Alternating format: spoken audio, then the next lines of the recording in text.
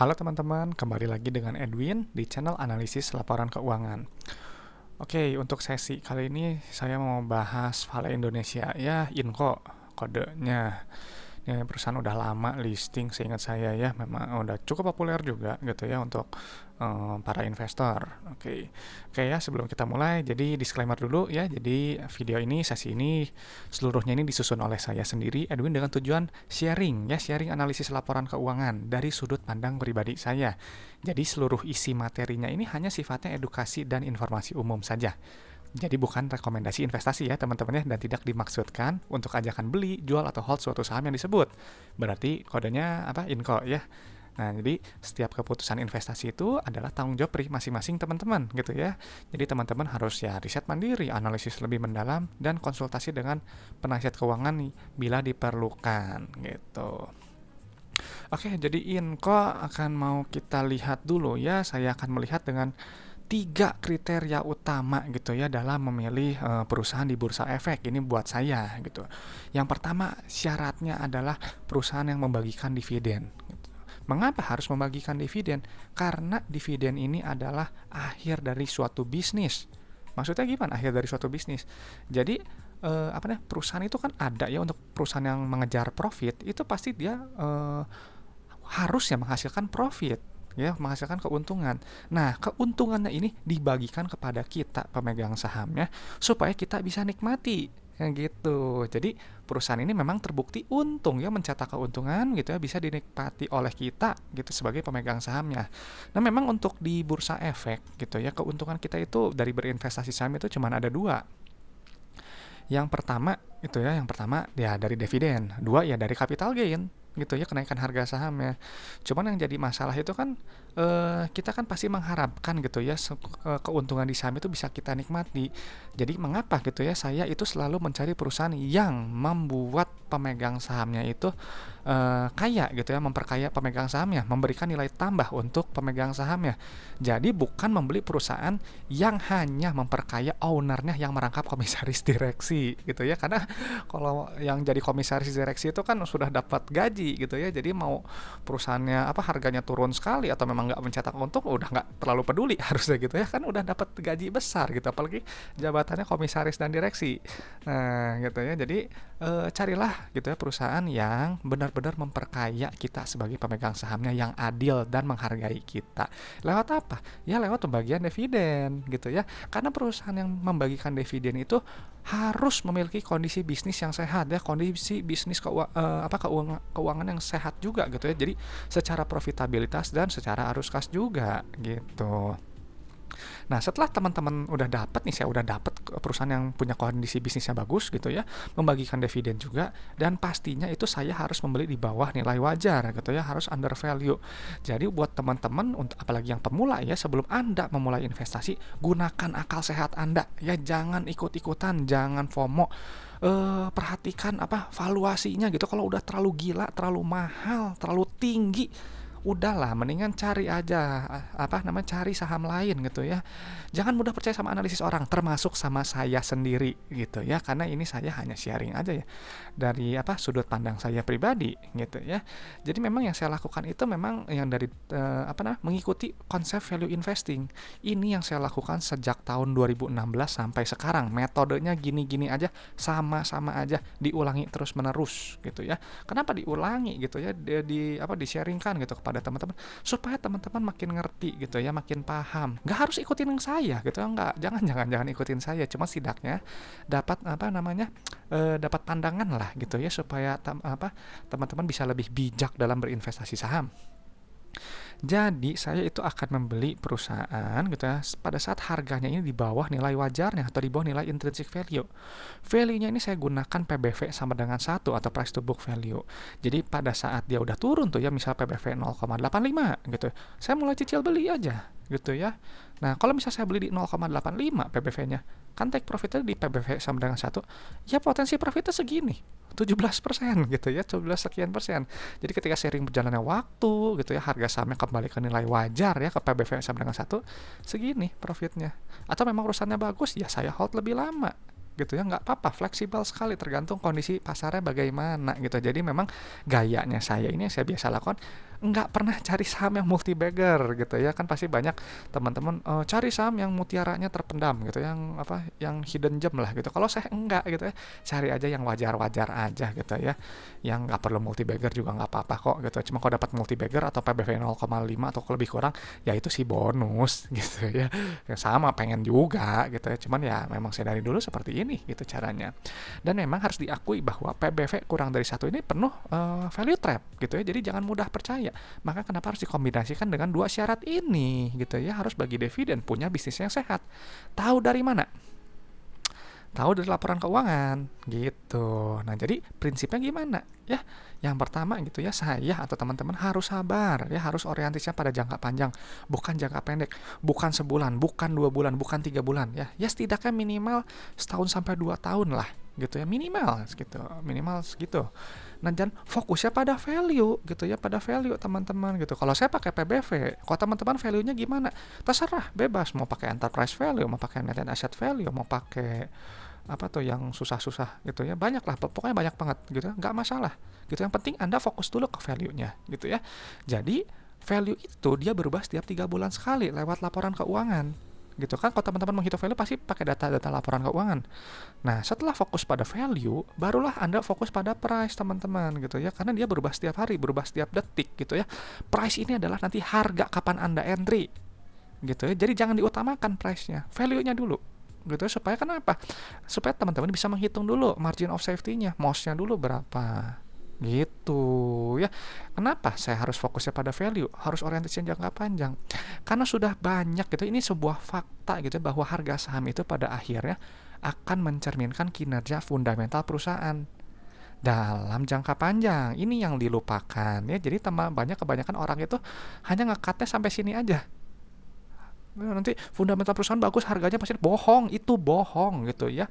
Kalau nggak dalam jangka panjang itu bohong gitu. Jadi memang perlu waktu gitu ya.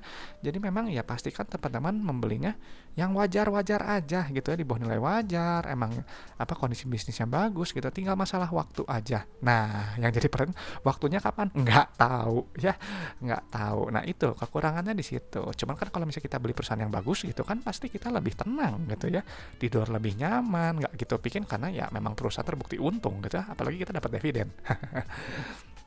Oke, nah jadi senjatanya gimana? Ya harus paham sama laporan keuangan gitu ya. Laporan keuangan hanyalah sebagian kecil dari analisis fundamental gitu. Jadi kalau saya dibilang pakai analisis fundamental, pakai, tapi hanya laporan keuangannya aja yang utama.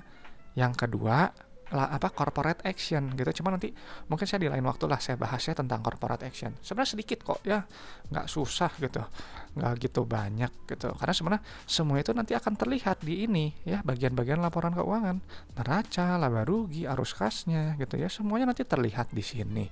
Nanti akan di cross check lagi kalau teman-teman lebih penasaran gitu, lebih kepo. Lihat aja CALK-nya gitu ya.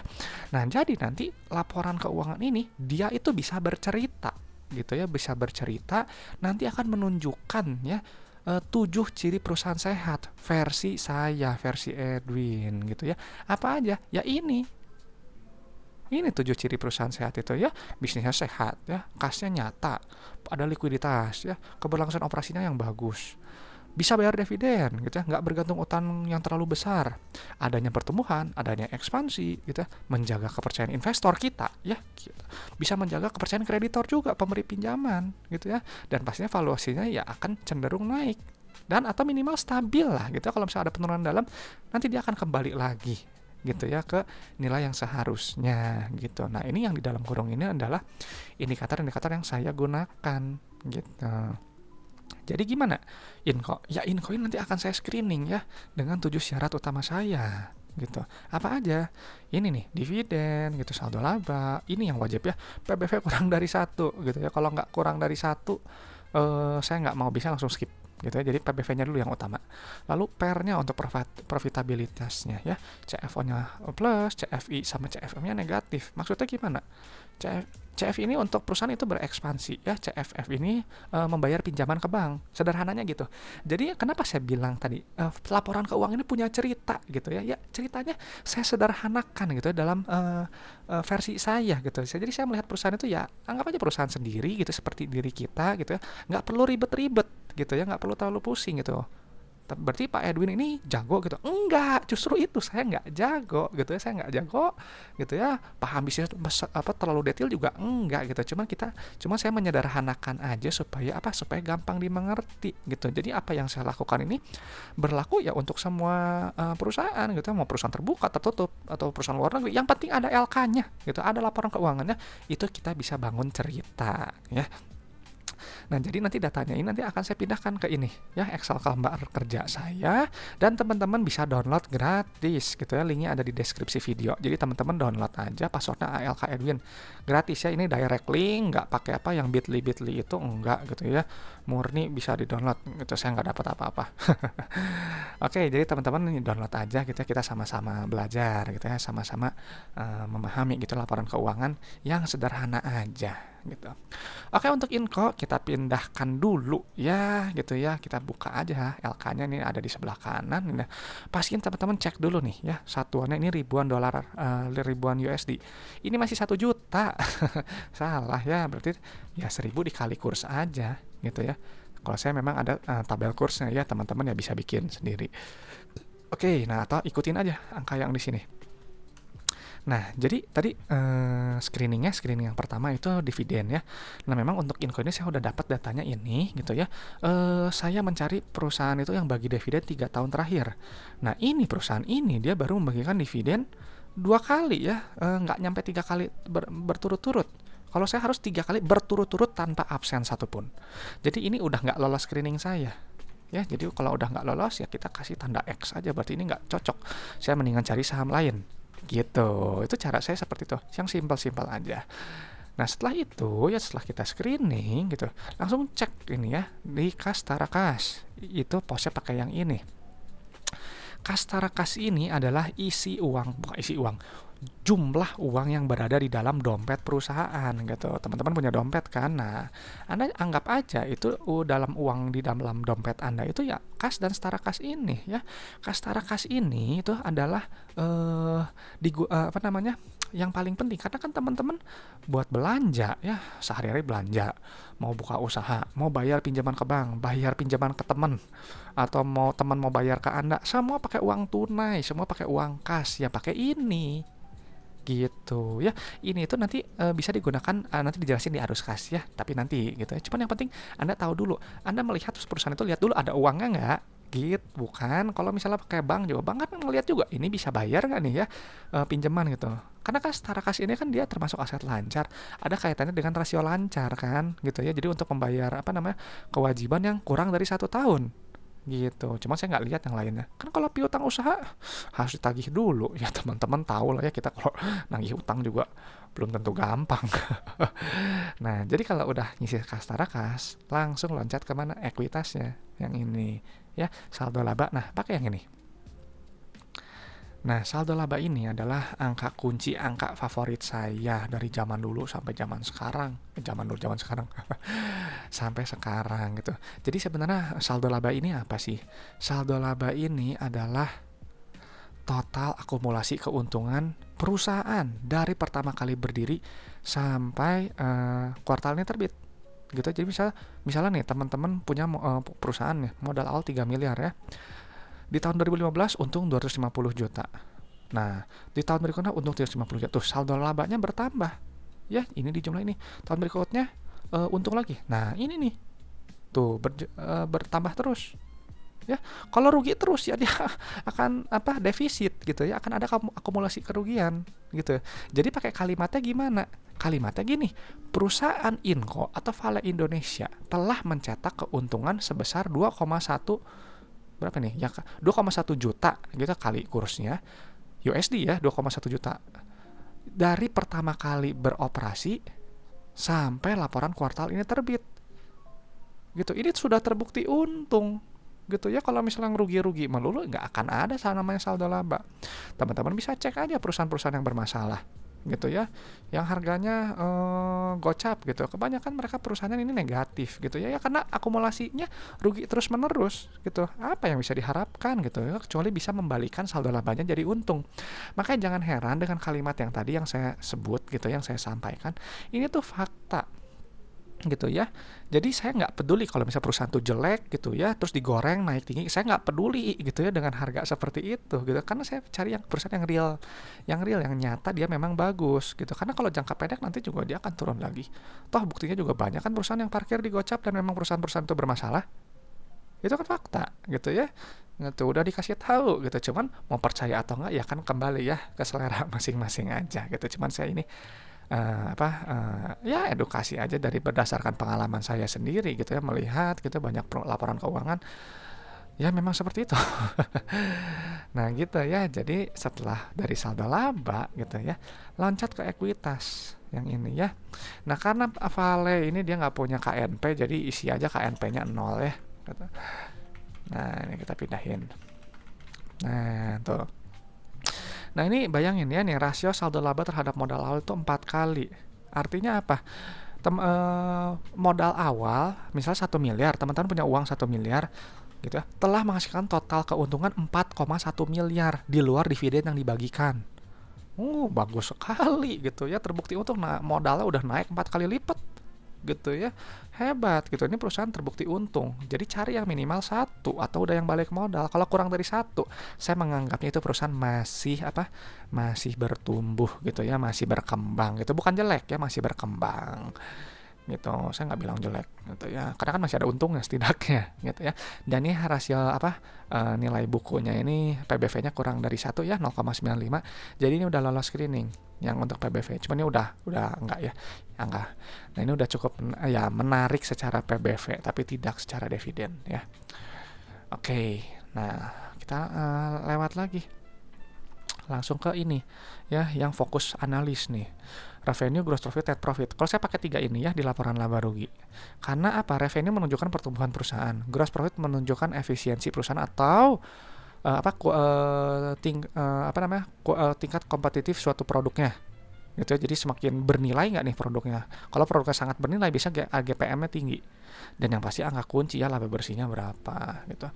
Pendapatnya tuh isi yang ini ya, yang paling atas gitu ya. Nah ini kita bisa lihat nih, Incotnya kalau nggak salah batu bara ya kalau nggak salah.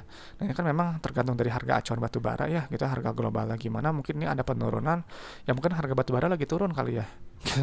Bisa jadi. Nah terus bisa lihat tuh laba brutonya juga berkurang ya 50%. Nah, tuh lihat penurunan nih revenue, laba bruto tuh anjlok 50% gitu. Tapi ya nggak heran karena ini kan perusahaan siklikal gitu ya. Memang kalau perusahaan siklikal ya kita memang harus agak siklusnya mungkin ya, jangan percaya saya ya, jangan percaya saya. Cuman kalau nggak salah kalau kemarin yang 2015 itu mulai naik tuh setahun setelahnya ya, 2016 2017. Cuman kan masalah kita nggak tahu ini udah di bottom belum gitu ya. Jadi teman-teman ya kalau memang harus mengatur strategi ya kapan entry-nya. Nah ini lihat tuh GPM-nya kecil ya gitu ya, perusahaan ini artinya ya memang nggak bisa menentukan harga sendiri gitu ya, maka GPM-nya menunjukkan nilai yang kecil. Kalau GPM-nya tinggi ya artinya perusahaan bisa suka-suka mengatur harga gitu ya, kayak produsen tas mewah gitu, modalnya mungkin cuma 1 juta dijualnya 200 juta gitu kan, suka-suka. Terus anehnya banyak orang yang beli gitu ya. Nah seperti itu gitu ya, logika aja gitu. Ini semua logika yang mudah dimengerti gitu ya. Nah setelah dari laba bruto kita langsung cek kemana? Langsung cek ke laba bersihnya. Ini ada di bawah yang ini nih, itu laba periode berjalan yang dapat diatribusikan kepada pemilik entitas induk. Nah yang ini nilainya ya, isikan saja. Salah lupa nggak digeser.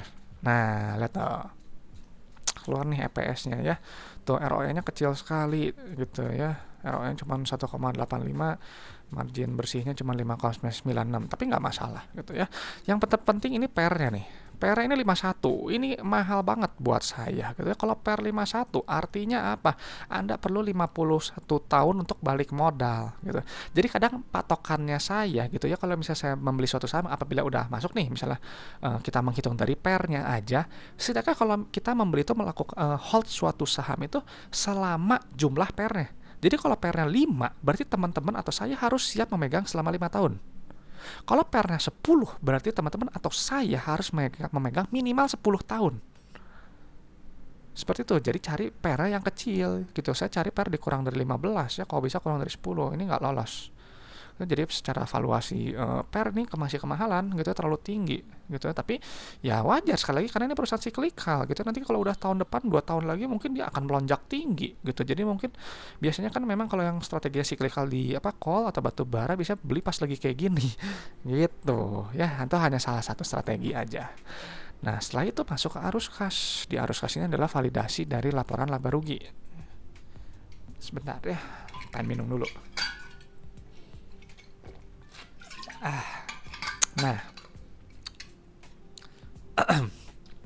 Nah, di laporan arus kas ini adalah laporan yang paling dilupakan oleh analis-analis. Jadi kan kalau analis biasanya fokusnya laba rugi ya, pendapatan naik 100%, laba bruto turun 50% gitu di berita heboh gitu. Padahal itu hanyalah setengah kebenaran menurut saya. Setengahnya lagi harus dicek di arus kasnya, divalidasi. Contohnya yang paling gampang itu ya ini, ya pendapatan gitu ya. Kita harus melihat ini nih, penerimaan kas dari pelanggan, angka yang paling atas gitu ya.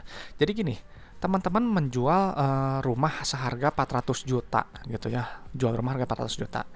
Nah, teman-teman terima uangnya berapa? 400 juta atau customer-nya cuma DP dulu 200 juta. Nah, itu penting gitu ya, karena kalau nggak ada uang kas gitu, nanti teman-teman mau gimana bayar untuk lain-lainnya gitu. Jadi pastikan penerimaan kas ini harus mendekati dengan pendapatan gitu ya, mendekati 100%. Nah, ini kita pindahin dulu angkanya ya. Nah, ini nih. Nah, lihat tuh, rasionya ini bagus ya. Di atas 95%, kita mendekati 100%. Artinya perusahaan ini memiliki manajemen kas yang bagus. Gitu. Kalau misalnya jomplang sekali cuma 30%, 50%, saya sih agak meragukan gitu ya, kecuali kalau memang perusahaan yang properti gitu ya. Cuman kan ya logika aja gitu ya, kalau Anda seret kas gitu mau gimana ekspansi, mau gimana bayar tuh ya, bayar ke supplier, bayar pajak, bayar DLL gitu. Karena uang yang Anda terima ini nanti digunakan untuk apa nih? Bayar ke supplier, bayar pajak, bayar gaji karyawan ya, bayar apalagi tuh royalti bla bla bla. Nanti dikurangin ini, dapat nilai bersihnya segini gitu ya. Nah, ini adalah uang tunai yang dihasilkan oleh perusahaan gitu, uang kas yang real, yang nyata gitu. Nah, uangnya ini nanti digunakan di aktivitas investasi. Oh, jadi untuk sebentar. Jadi yang CFO ini harus positif ya. Kalau negatif itu udah lampu kuning lah ya gitu.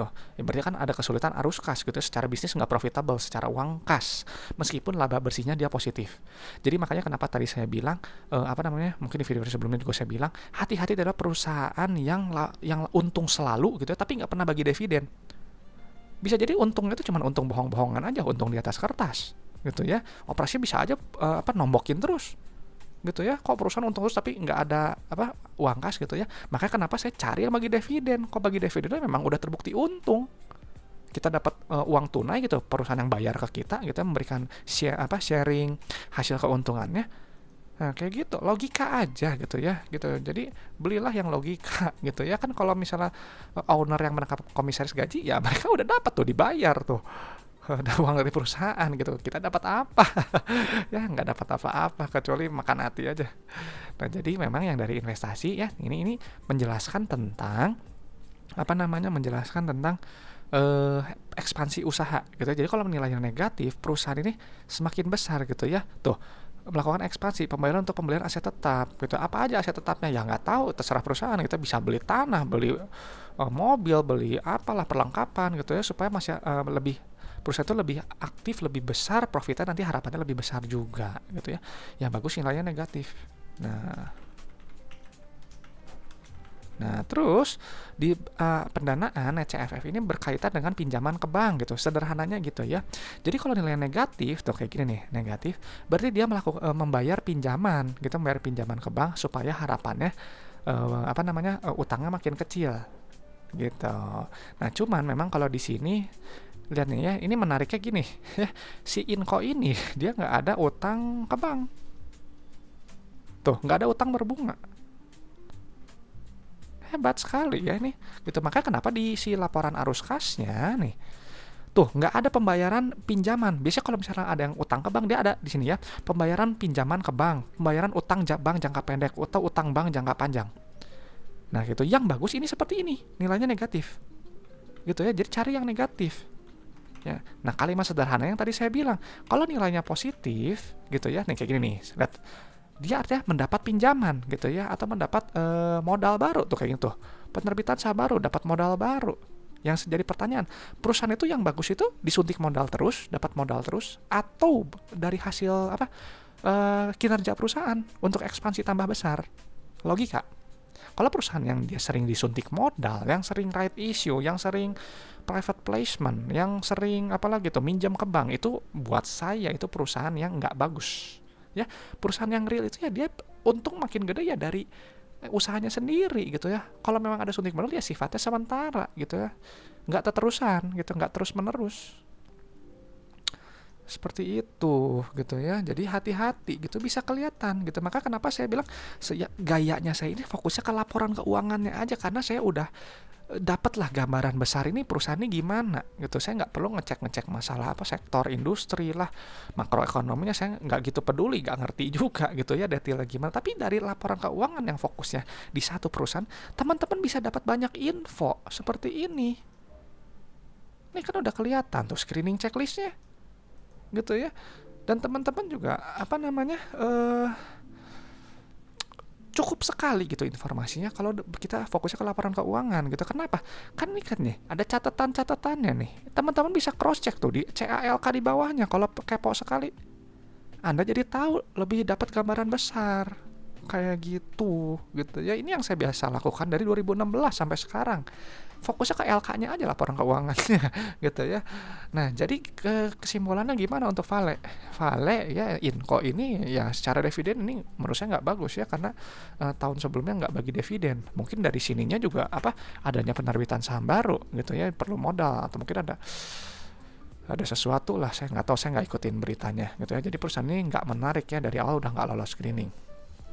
Tapi ini perusahaan memang bagusnya terbukti untung gitu ya, modalnya udah naik 4 kali lipat gitu, hebat.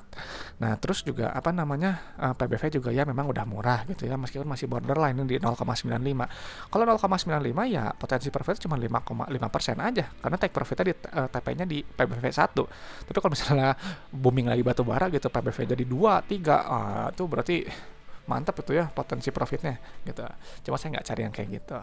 Nah, kalau secara pair ya ini juga mungkin lagi susah ya, pairnya juga ini kemahalan ya 51. Jadi harus saya cari aja lah saham lain gitu. Tapi secara operasional secara arus kas di tahun sebelumnya mungkin masih kurang bagus ya gitu, terutama di bagian CFF ya, ada penerbitan saham baru.